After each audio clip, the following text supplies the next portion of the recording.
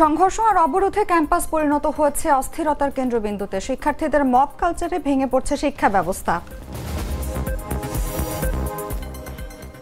পুরুষশূন্য জোবরাগ্রাম। চট্টগ্রাম বিশ্ববিদ্যালয় ক্যাম্পাস জুড়ে উৎকণ্ঠা, ৬ দফা ঘোষণা বাকৃবি শিক্ষার্থীদের।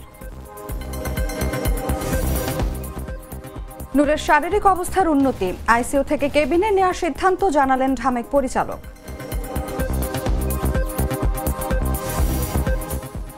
আফগানিস্তানে শক্তিশালী ভূমিকম্পের আঘাত, নিহতের সংখ্যা বেড়ে ৬২২। ৫ মিনিট পর পর আসছে নতুন রোগী, জানালেন চিকিৎসক।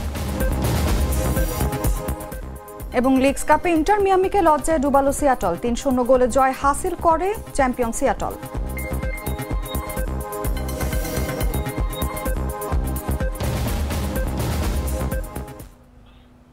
এতক্ষণ শুনছিলেন সংবাদ শিরোনাম।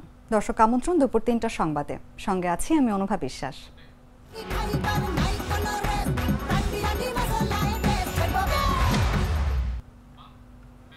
এবারে চলে যাচ্ছি পুরো খবরে। ২০২৪-এর জুলাইয়ে কোটা সংস্কার আন্দোলনে আওয়ামী সরকারের পতনের পর অন্তর্বর্তী সরকার ক্ষমতায় এলেও গেল এক বছরে শান্ত হয়নি দেশের শিক্ষাঙ্গন। বরং হতাশা, অনিশ্চয়তা আর ক্ষোভের শিক্ষার্থীরা লাগাতার আন্দোলন, সংঘর্ষ আর অবরোধে ক্যাম্পাসগুলোকে পরিণত করেছে অস্থিরতার কেন্দ্রবিন্দুতে। শিক্ষাঙ্গনগুলোতে কেন এমন অস্থিরতা? বিস্তারিত তুষার ইসলামের রিপোর্টে। ২০২৪ সালের জুলাই মাস, সরকারি চাকুরিতে কোটা সংস্কারের দাবিতে টানা ৩৬ দিনের আন্দোলনে পতন ঘটে আওয়ামী সরকারের। অন্তর্বর্তী সরকার ক্ষমতায় এলেও গেল এক বছরে শান্ত হয়নি দেশের শিক্ষাঙ্গনগুলো। বরং শিক্ষার্থীদের ক্রমবর্ধমান হতাশা আর অনিশ্চয়তায় শিক্ষা প্রতিষ্ঠানগুলো পরিণত হয়েছে সংঘর্ষ, অবরোধ আর আন্দোলনের কেন্দ্রস্থলে।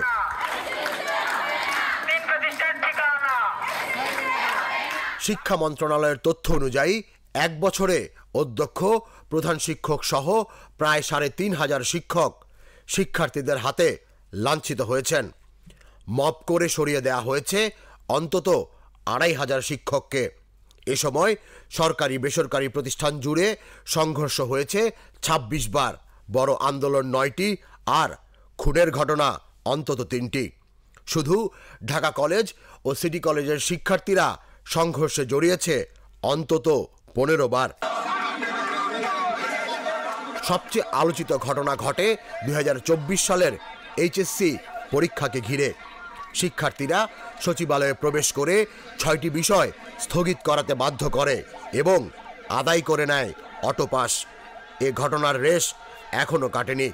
২০২৫ সালেও শিক্ষার্থীরা অটো পাস দাবি করছে, যদিও বর্তমান সরকার তা মেনে নেয়নি। পরিস্থিতি আরও উত্তপ্ত হয় বিশ্ববিদ্যালয়গুলোতে। কুয়েটে শিক্ষার্থী বহিষ্কার ইস্যুতে আন্দোলনে উপাচার্য প্রভিসি অপসারিত হন। বরিশাল বিশ্ববিদ্যালয়ে শিক্ষার্থীদের চাপের মুখে উপাচার্য, প্রভিসি ও ট্রেজারার পদত্যাগ করেন। আর সম্প্রতি চট্টগ্রাম বিশ্ববিদ্যালয়ের শিক্ষার্থীরা স্থানীয়দের সঙ্গে ভয়াবহ সংঘর্ষে জড়ান। এ সময় আহত হন প্রায় ১৮০ জন। সেখানে ১৪৪ ধারা জারি করা হয়। রোববার রাতে স্থানীয়দের সঙ্গে সংঘর্ষে জড়ায় বাংলাদেশ কৃষি বিশ্ববিদ্যালয়ের শিক্ষার্থীরা। এর আগে কম্বাইন্ড বা সমন্বিত ডিগ্রির দাবি পূরণ না হওয়ায় বাকৃবি উপাচার্য সহ ২ শতাধিক শিক্ষককে অবরুদ্ধ করে রাখা হয়। সেই সঙ্গে রাজশাহী, ময়মনসিংহ, বরিশাল, বুয়েট ও ঢাকা সহ অন্তত ৬টি বিশ্ববিদ্যালয় অস্থির হয়ে উঠেছে। প্রতিষ্ঠান ভিত্তিক দাবির পাশাপাশি শিক্ষক কর্মচারীরাও নেমেছেন রাস্তায়। এমপিও ভুক্তি, বেতন ভাতা সমন্বয়, জাতীয়করণ আর বদলি নীতিমালা বাস্তবায়নের দাবিতে টানা কর্মসূচি চলছে। কেবল এমপিওভুক্ত শিক্ষকরাই এক বছরে একাধিকবার অবস্থান কর্মসূচি করেছেন। প্রাথমিক সহকারী শিক্ষক সংগঠন ইতোমধ্যে আলটিমেটাম দিয়েছে, দাবি না মানলে তারা আমরণ অনশনে যাবেন। শিক্ষাবিদদের মতে অস্থিরতার মূল কারণ হল রাজনৈতিক পরিবর্তনের পরেও শিক্ষার্থীদের জন্য কোনো সুস্পষ্ট রোডম্যাপ না থাকা। শিক্ষার্থীরা ভেবেছিল পরিবর্তনের সূচনা হবে শিক্ষা খাত থেকে, কিন্তু দিক নির্দেশনার অভাবে তারা হতাশ হয়ে পড়ছে। এখন প্রশ্ন হলো, দেশের শিক্ষাঙ্গন কি স্থিতিশীলতার পথে ফিরবে, নাকি এই অস্থিরতা আরও দীর্ঘায়িত হবে? তুষার ইসলাম, জাগো নিউজ। দর্শক, এই বিষয়ে আলোচনার জন্য আমাদের সঙ্গে আজ স্টুডিওতে উপস্থিত আছেন জাগো নিউজের অ্যাসিস্ট্যান্ট নিউজ এডিটর তুষার ইসলাম। তুষার, আপনাকে স্বাগতম। ধন্যবাদ।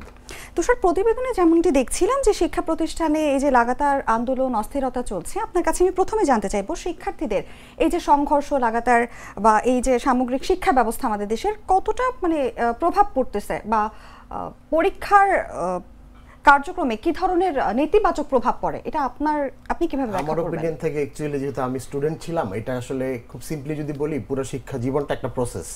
আপনি নির্দিষ্ট টাইমে ক্লাসে যাবেন, ক্লাস করবেন, পরীক্ষা দিবেন, রেজাল্ট বের হবে, আপনি চাকরিতে জয়েন করবেন।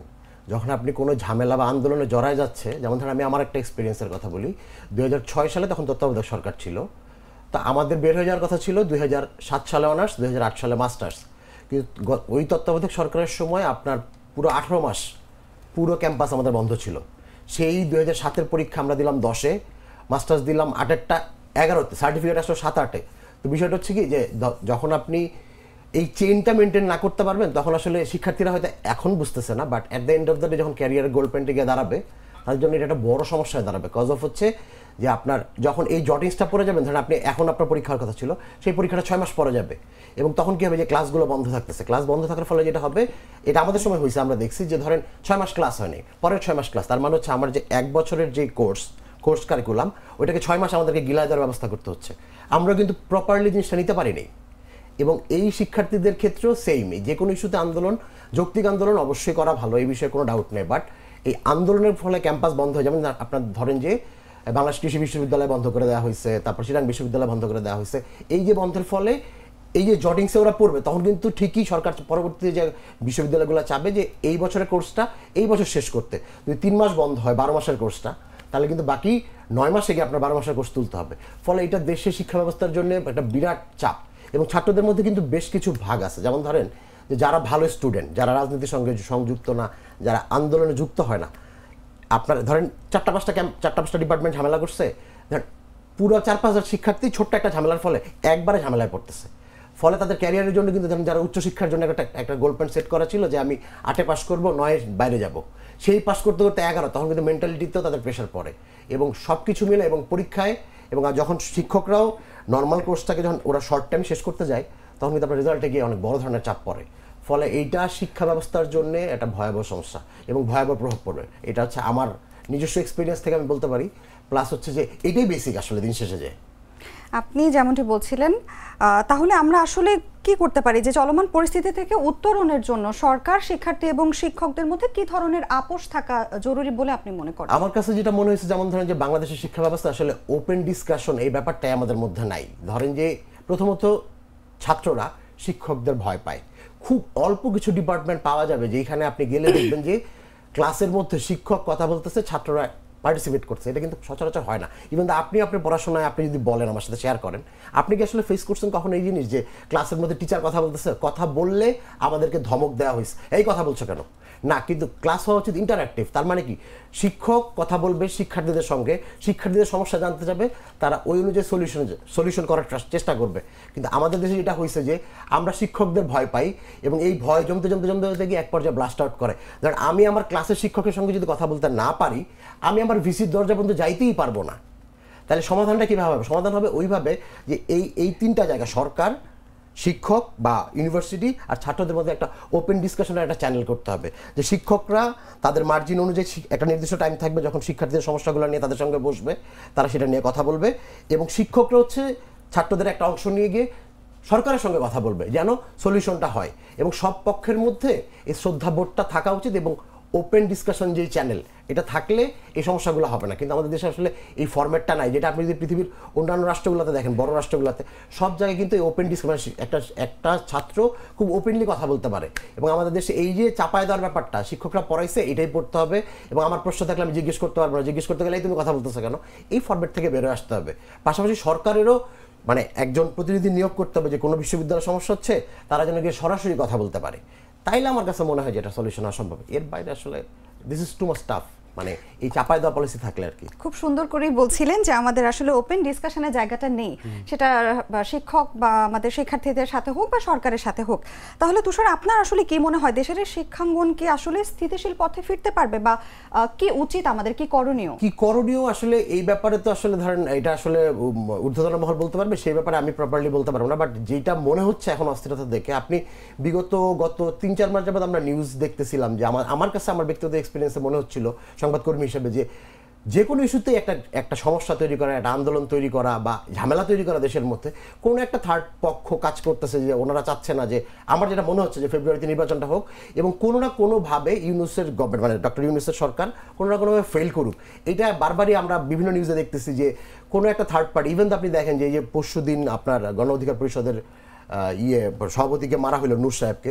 তো আমার কথা হচ্ছে যে পুলিশ তাকে পেটাইছে একটা গণতান্ত্রিক আন্দোলনের দাবিতে, কেন পিটাইলো এটার কোনো ব্যাখ্যা কোথাও নাই। আচ্ছা গেল, তারপরে ছাত্রদের সঙ্গে চিরাং বিশ্ববিদ্যালয়ে আপনার এই এলাকাবাসীর গ্যাঞ্জাম হলো, 4 ঘন্টা পরে কেন পুলিশ এবং আর্মি গেল? এটা কেন আরও আগে আসলো না? ওনারা তো সাথে সাথে খবর পাইছে। আর আমার কাছে মনে হয় কি যে জাতি হিসাবে আমাদের নিজস্ব জাতীয়তা বোধ অনেক কম। ধরেন যে গ্রামবাসী যে ছাত্রদের উপর হামলা করলো, একটা ব্যাপার আছে, ছাত্ররা তো ছোট মানুষ, ওরা ভুল করছে, এটাকে তো অন্য চোখে দেখা যায়। বা ওনাদের মধ্যে কি কোনো শিক্ষিত মানুষ ছিল না যে এটাকে মিউচুয়াল করে দেওয়া যায়, যে আচ্ছা ঠিক আছে আমরা মিউচুয়াল যায়, সবাই মারতে যাও না। এই যে ধরেন ছোট একটা ইস্যুতে একজন আপু, একজন শিক্ষার্থী ক্যাম্পাসে প্রবেশ করা নিয়ে একজন দারোয়ানের সঙ্গে ঝামেলা হয়েছে, এইখান থেকে শুরু হয়েছে এত বড় গ্যাঞ্জাম। 180 জন শিক্ষার্থী আহত হয়েছে। তারা কবে সুস্থ হবে, কবে ক্যাম্পাসে ফিরে আসবে, এটা একটা বিরাট ট্রানজিশন পয়েন্ট। এবং তার ক্যারিয়ারে আদৌ সে মেন্টালি সে ট্রমা কাটায় উঠতে পারবে কিনা, এই লস কার? এই লস আমার, আপনার, আমাদের জাতির। ফলে আমার কাছে মনে হয় যে সরকার, এবং সরকার শুধু না, সরকার, রাজনৈতিক দল, শিক্ষক, শিক্ষার্থী সবাইরই আসলে একটা ঐক্যমত থাকা উচিত যে আসলে কোনোভাবেই দেশের স্বার্থ নষ্ট করে নিজেদের মধ্যে এই ঝামেলা করে লস আমাদের। দিন শেষে যে বলে না যে আপনি নিজের পায়ে নিজে কুড়াল মারলেন, মানে আমার প্রতিবেশী যদি আমারে মারে, কিন্তু মারার পরে যদি ইফেক্টটা গিয়ে পুরো দেশের উপর পড়লো, আসলে এটা হচ্ছে আমার ধারণা আর কি। তবে সরকারের উচিত আরও, মানে এই যদি কোনো তৃতীয় পক্ষ থেকে থাকে তাদের ব্যাপারে আরও বেশি মানে শক্ত হাতে দমন করে, এবং আইন শৃঙ্খলা বাহিনীর উচিত যে কোনো এইসব বিষয়গুলোতে কঠোর হাতে দমন করা, মানে এই জায়গায় মানে ছাড় না দেয়া আর কি। এটা হচ্ছে আমার ধারণা আর কি। আমাদেরও প্রত্যাশা থাকবে সরকার আসলে সুষ্ঠু কোনো পদক্ষেপ নিক এবং শিক্ষা ব্যবস্থা এবং পরীক্ষা কার্যক্রম যাতে সুষ্ঠুভাবে সম্পাদন করা যায় দেশে। ধন্যবাদ তুষার আপনাকে আমাদের সঙ্গে উপস্থিত থাকার জন্য। দর্শক, কথা বলছিলাম জাগো নিউজের অ্যাসিস্ট্যান্ট নিউজ এডিটর তুষার ইসলামের সঙ্গে। এবার চলে যাচ্ছি অন্যান্য সংবাদে। স্থানীয় গ্রামবাসীর সঙ্গে সংঘর্ষের পর সোমবারও চট্টগ্রাম বিশ্ববিদ্যালয়ের ক্লাস পরীক্ষা বন্ধ রয়েছে। ক্যাম্পাস জুড়ে শুনশান নীরবতা বিরাজ করছে। তবে প্রশাসনিক ভবনে বিশ্ববিদ্যালয়ের নিয়োগ পরীক্ষা থেকে শুরু করে দাপ্তরিক কাজ চলছে। এদিকে পুরো শূন্য অবস্থায় আছে গোটা জোবরা গ্রাম। ক্যাম্পাস জুড়ে টহলে রয়েছে যৌথ বাহিনীর সদস্যরা।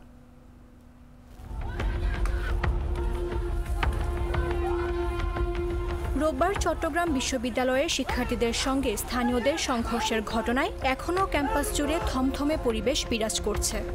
2 নং গেট এলাকায় বেশিরভাগ দোকানপাট বন্ধ রয়েছে। বিশ্ববিদ্যালয়ে ও আশপাশের এলাকায় সোমবার রাত 12টা পর্যন্ত জারি রয়েছে 144 ধারা। সোমবার সকালে সরেজমিনে দেখা যায় জোবরা গ্রামের মানুষজন বাইরে বের হচ্ছেন না।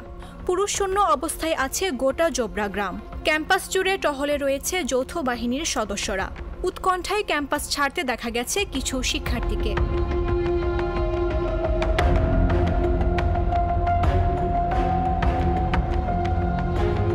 সীমিত আকারে খোলা রয়েছে নিত্য প্রয়োজনীয় দোকানপাট। এলাকাবাসী ও শিক্ষার্থীরা বলছেন, এ ঘটনার সুষ্ঠু তদন্ত করে পরিবেশ নিয়ন্ত্রণে আনতে হবে। শিক্ষার্থী ও স্থানীয়দের দূরত্ব কমিয়ে নিরাপদ করতে হবে ক্যাম্পাস।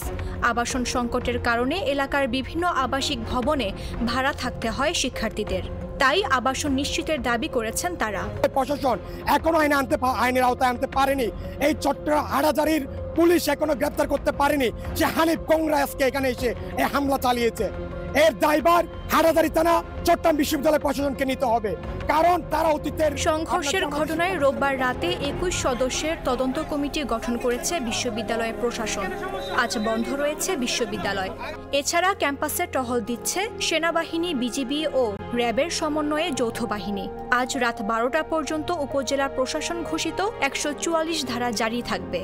বিশ্ববিদ্যালয়ের আশপাশে কোনো ধরনের সভা সমাবেশ কিংবা বিক্ষোভ করা যাবে না।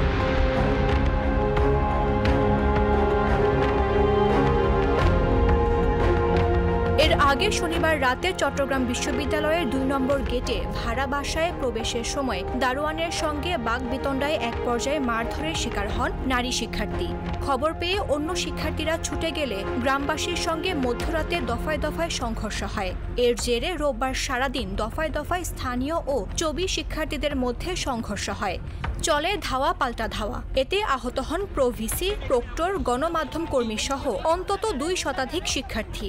ঘটনা তদন্তে রোববার রাতে ২১ সদস্যের কমিটি গঠন করেছে বিশ্ববিদ্যালয়ের প্রশাসন।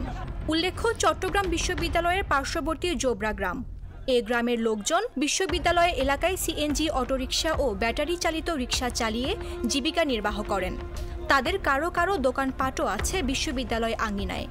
বড় একটি অংশ চাকরিও করেন বিশ্ববিদ্যালয়ে। বাংলাদেশ কৃষি বিশ্ববিদ্যালয় বন্ধ ঘোষণা এবং হল ত্যাগের নির্দেশনা প্রত্যাখ্যান করে এবার ৬ দফা দাবি উত্থাপন করেছেন শিক্ষার্থীরা। সোমবার বেলা ১১টায় বিশ্ববিদ্যালয়ের আমতলায় সংবাদ সম্মেলন করে ৬ দফা দাবি তুলে ধরা হয়। আন্দোলনরত শিক্ষার্থীদের পক্ষ থেকে পশুপালন অনুষদের ৩য় বর্ষের শিক্ষার্থী আহসানুল হক হিমেল সংবাদ সম্মেলনে এসব দাবি জানান। তিনি বলেন, এই ৬ দফা দাবি দ্রুত মেনে না নিলে পুরো বাকৃবি লকডাউন এবং ব্ল্যাকআউট করে দেওয়া হবে। তারা নিরাপত্তাহীনতায় ভুগছেন উল্লেখ করে দাবি আদায় না হওয়া পর্যন্ত রাজপথ না ছাড়ার হুঁশিয়ারি দেন। এর আগে সকালে বিভিন্ন হল থেকে শিক্ষার্থীরা লাঠি সোটা হাতে মিছিল নিয়ে বিশ্ববিদ্যালয় কেআর মার্কেটের আশপাশে জড়ো হন।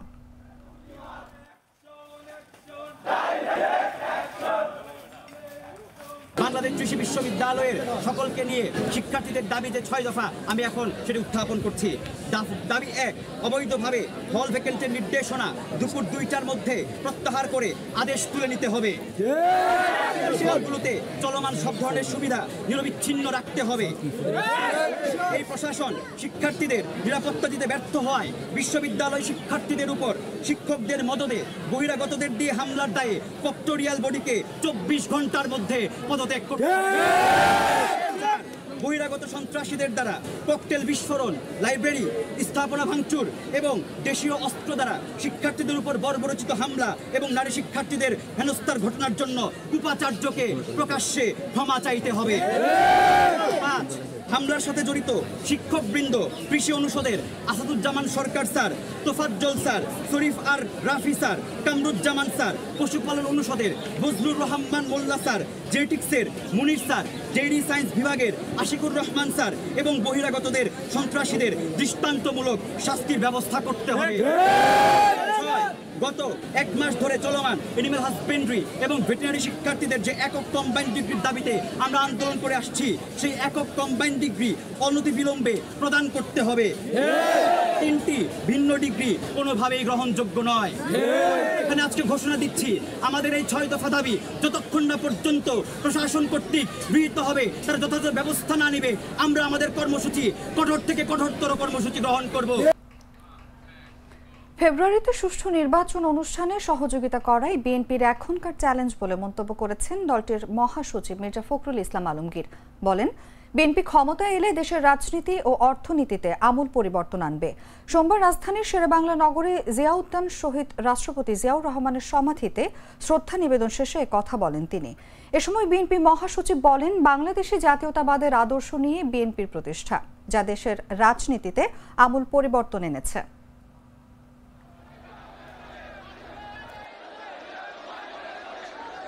এখন যে চ্যালেঞ্জ আমাদের সামনে রয়েছে, সেই চ্যালেঞ্জ হচ্ছে যে আগামী ফেব্রুয়ারি মাসে ২৬শে ফেব্রুয়ারি মাসে যে নির্বাচন অনুষ্ঠানের কথা আছে, সেই নির্বাচন অনুষ্ঠান সুষ্ঠুভাবে বা সর্বত্র সহযোগিতা করা, সাহায্য করা। যে সংস্কার প্রস্তাবগুলো নিয়ে এসেছিল, সংস্কার যে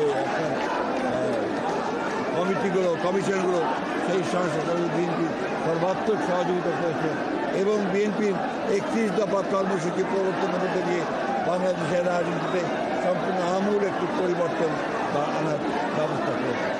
জনগণের সমর্থনের মধ্য দিয়ে বিএনপি যদি রাষ্ট্র পরিচালনার দায়িত্ব পায়, তাহলে নিঃসন্দেহে আমাদের নেতা চেয়ারম্যান তারেক রহমানের নেতৃত্বে বাংলাদেশে বিএনপি একদিকে রাজনৈতিক পরিবর্তন ঘটাবে, অন্যদিকে অর্থনৈতিক প্রবৃদ্ধি ঘটাবে এবং নিঃসন্দেহে বাংলাদেশকে আরও সামনের দিকে। গণ অধিকার পরিষদের সভাপতি নুরুল হক নূরের শারীরিক অবস্থার উন্নতি হওয়ায় আইসিইউ থেকে কেবিনে নেওয়ার সিদ্ধান্ত হয়েছে। সোমবার ঢাকা মেডিকেল কলেজ হাসপাতালের পরিচালক ব্রিগেডিয়ার জেনারেল মোহাম্মদ আসাদুজ্জামান এই তথ্য জানান। এর আগে 31 আগস্ট গণ অধিকার পরিষদের সভাপতি নুরুল হক নূর সুস্থ হওয়ার পর হামলার ঘটনায় মামলা করবেন বলে জানিয়েছেন দলটির সাধারণ সম্পাদক রাশেদ খান। তিনি বলেন, কতিপয় সেনা সদস্য মব করে নূর সহ অন্য নেতাকর্মীদের উপর হামলা চালিয়েছে। এই ঘটনায় জড়িত সেনা সদস্যদের চিহ্নিত করে তাদের বিরুদ্ধে সামরিক আইনে ব্যবস্থা নিতে হবে। এর আগে শুক্রবার রাতে রাজধানীর বিজয়নগরে জাতীয় পার্টির নেতাকর্মীদের সঙ্গে গণ অধিকার পরিষদের নেতাকর্মীদের সংঘর্ষ হয়। দুপক্ষকে ছত্রভঙ্গ করতে আইনশৃঙ্খলা বাহিনীর লাঠিচার্জে গণ অধিকার পরিষদের সভাপতি নুরুল হক নূর ও সাধারণ সম্পাদক মোহাম্মদ রাশেদ খান সহ অনেকেই আহত হন। গুরুতর আহত হওয়ায় নূরকে প্রথমে ইসলামী ব্যাংক হাসপাতালে নেওয়া হয়। পরে চিকিৎসকদের পরামর্শে রাত 11টার দিকে তাকে ঢামেক হাসপাতালের জরুরি বিভাগে স্থানান্তর করা হয়।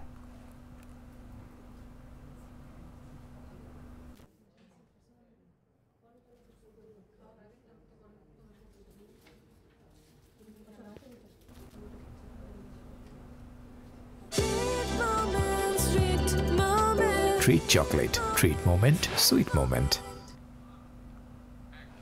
মাদারীপুর চরমুগুরিয়ার ইকো পার্কের কাজের মেয়াদ শেষ হলেও এখনো শেষ হয়নি নির্মাণ কাজ। প্রায় 10 মাস ধরে ইকো পার্ক নির্মাণের কাজটি বন্ধ আছে।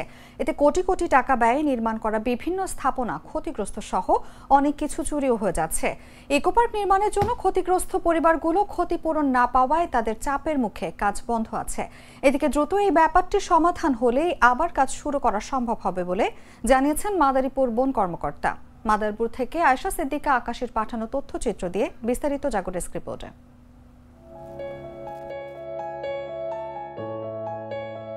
ভেতরে ঢুকতেই চোখে পড়ে ঘাট বাঁধানো বিশাল বড় পুকুর, 4টি picnic spot, orchid house, children corner সহ নানা স্থাপনা। যে কেউ গেলে ইকো পার্কটির সৌন্দর্যে মুগ্ধ হবেন, কিন্তু এটি পড়ে আছে এখন অবহেলায়। মেয়াদ শেষ হলেও এখনও নির্মাণ কাজ শেষ হয়নি মাদারীপুর চরমুগরিয়ার ইকো পার্কের। ইকো পার্ক নির্মাণের জন্য ক্ষতিগ্রস্ত পরিবারগুলোর ক্ষতিপূরণ না পাওয়ায় তাদের চাপের মুখে প্রায় 10 মাস ধরে বন্ধ আছে নির্মাণ কাজ। এতে কোটি কোটি টাকা ব্যয়ে নির্মাণ করা বিভিন্ন স্থাপনা ক্ষতিগ্রস্ত সহ অনেক কিছু চুরিও হয়ে যাচ্ছে। নয়াচর এলাকার 24টি পরিবার ইকো পার্ক নির্মাণের জন্য ক্ষতিগ্রস্ত হলেও ক্ষতিপূরণের টাকা পেয়েছে মাত্র একটি পরিবার। তারা বলছেন আগে তাদের ক্ষতিপূরণ দিতে হবে। স্থানীয়রা বলেন, ইকো পার্কটি অনেক সুন্দর হয়েছে, কিন্তু কাজ শেষ হয়নি। এটি হলে একটি পর্যটন কেন্দ্র হিসেবে পরিচিত হবে, ফলে ব্যবসা বাণিজ্যের প্রসারও ঘটবে। সংস্কার এই জিনিসটা সৌন্দর্য হারিয়ে ফেলতে আছে। যত তাড়াতাড়ি শিখবি এটা আরো সাজানো গোছানো হয়, তাহলে আমরা পরিবার নিয়ে আর ঘুরতে আসতে পারি। পরিবার নিয়ে এখানে ঘুরতে আসছি। জায়গাটা খুব ভালো, দেখতে অনেক সুন্দর, কিন্তু অসম্পূর্ণ রয়েছে। এটা পরিপূর্ণ হলে আসলে অনেক ভালো হয়। এদিকে দ্রুত এই ব্যাপারটি সমাধান হলেই আবার কাজ শুরু করা সম্ভব হবে বলে জানিয়েছেন মাদারীপুর বন কর্মকর্তা। এ ব্যাপারে সংশ্লিষ্ট মন্ত্রণালয় থেকে একটি তদন্ত কমিটি করা হয়েছে বলেও জানান তিনি। এখানে কিছু লোক 24টা পরিবারের জায়গা আছে, জায়গার ক্ষতিপূরণ বাবদ যে টাকাটা আমরা ডিসির অ্যাকাউন্টে দিয়েছিলাম, সেই টাকাটা ক্ষতিপূরণ তারা না পাওয়ার কারণে ওই ক্ষতিপূরণবাসী আমাদের ওইখানে কাজ করার বিভিন্ন সময় বাধা সৃষ্টি করে। তাদের অনেক বোঝার সময় আমরা কাজ প্রায় 80% শেষ করেছি।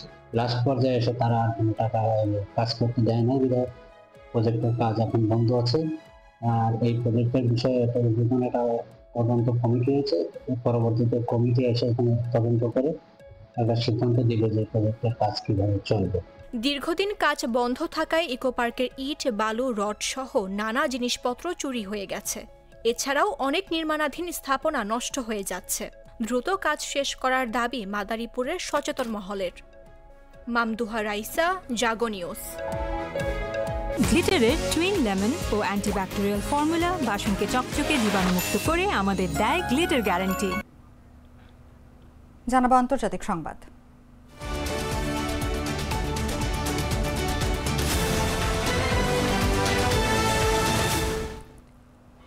আফগানিস্তানে ভূমিকম্পে নিহত বেড়ে 622 জনে দাঁড়িয়েছে।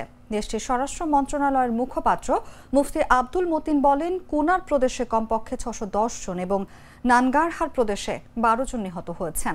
এক বিবৃতিতে বলা হচ্ছে কুনার প্রদেশে 610 জন নিহত এবং আরও 1300 জন আহত হয়েছে। সেখানে বহু বাড়িঘর ধ্বংস হয়ে গেছে। এছাড়া নানগারহার প্রদেশে 12 জন নিহত এবং আরও 255 জন আহত হয়েছে। সেখানে কয়েক ডজন বাড়িঘর ক্ষতিগ্রস্ত হয়েছে। অবিলম্বে ক্ষতিগ্রস্ত এলাকায় পৌঁছানোর সময় মতো সহায়তা প্রদানের এবং দৃঢ় ও ব্যাপক ব্যবস্থা গ্রহণের জন্য সংশ্লিষ্ট প্রদেশের স্থানীয় কর্মকর্তাদের প্রয়োজনীয় নির্দেশনা জারি করা হয়েছে। এদিকে কুনার প্রদেশের রাজধানী আসাদাবাদের প্রাদেশিক হাসপাতালের প্রধান চিকিৎসক ডক্টর মুলাদাত জানিয়েছেন, প্রতি 5 মিনিট পর পর নতুন রোগী আসছে।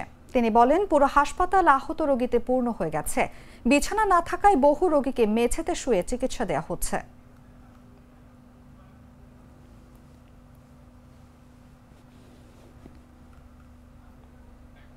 সংবাদ শেষ করব খেলার খবর জানিয়ে।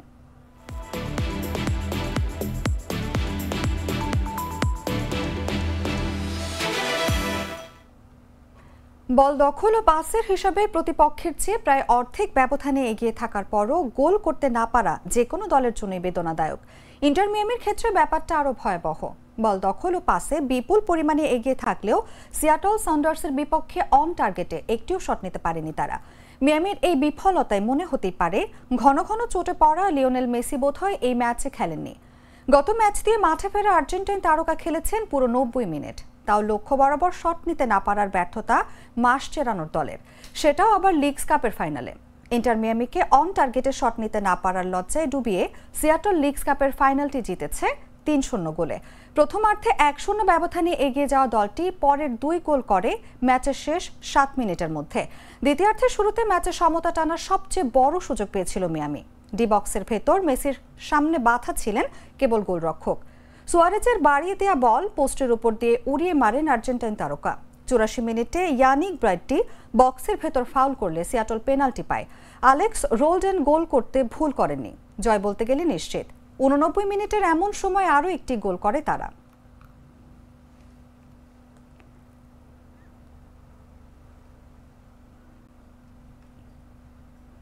সংবাদ শেষ করার আগে শিরোনামগুলো জানিয়ে দিচ্ছি আরেকবার।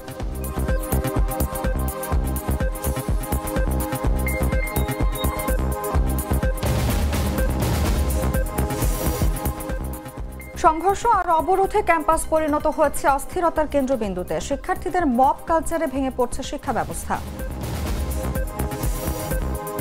পুরুষ শূন্য জোবরা গ্রাম, চট্টগ্রাম বিশ্ববিদ্যালয় ক্যাম্পাস জুড়ে উৎকণ্ঠা। 6 দফা ঘোষণা বাকৃবি শিক্ষার্থীদের। নূরের শারীরিক অবস্থার উন্নতি, আইসিইউ থেকে কেবিনে নেওয়ার সিদ্ধান্ত জানালেন ঢামেক পরিচালক।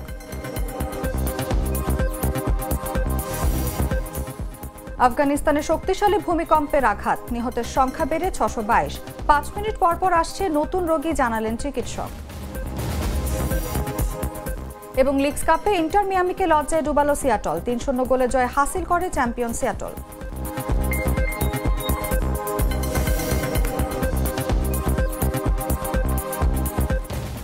দর্শক, এই ছিল এখনকার মতো।